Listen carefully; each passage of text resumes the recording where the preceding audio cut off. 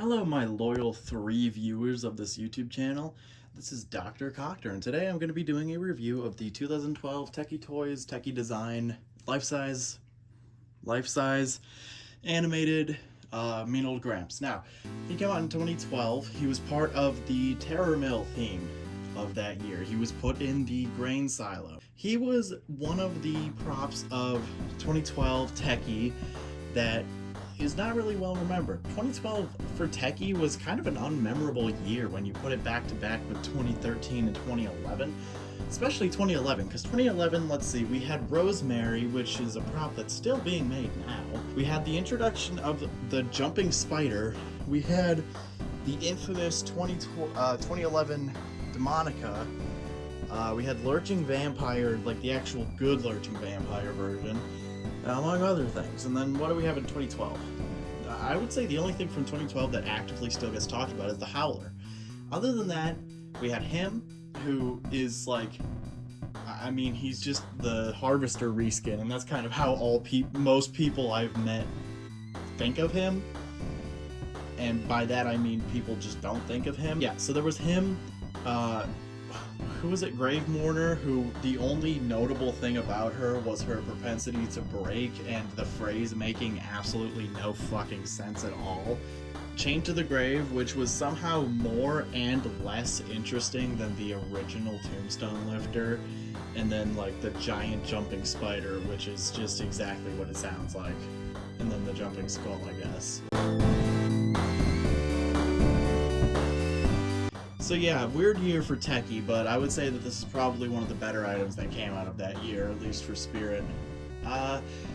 He was sold for $130. He was a bit more of the expensive option than the Harvester, who, of course, again, he was the reskin of. Internally, they are the exact same prop, down to the fact that his control box still has the little hole drilled into it for the stakes that would come with the Harvester, so you can stake him into the ground.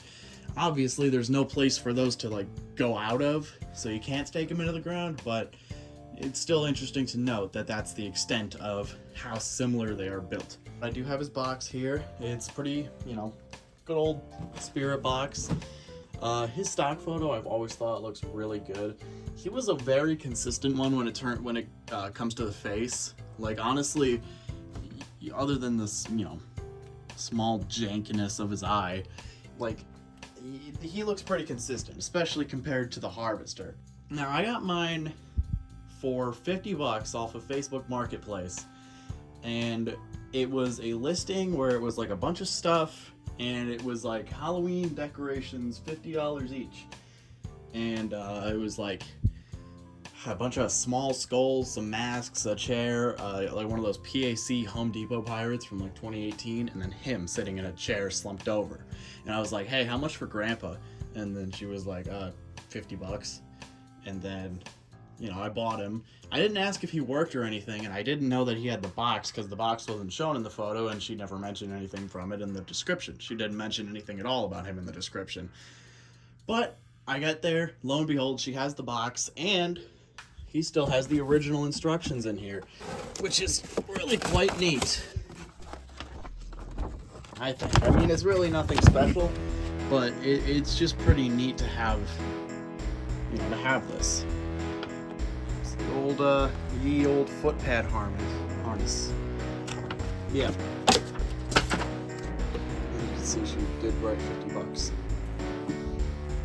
When I got him home, he worked mostly except for the head tilt, and that was a pain in the dick to fix because Tekky, but eventually I did it. It was really loud the first couple of times I used him after I fixed it,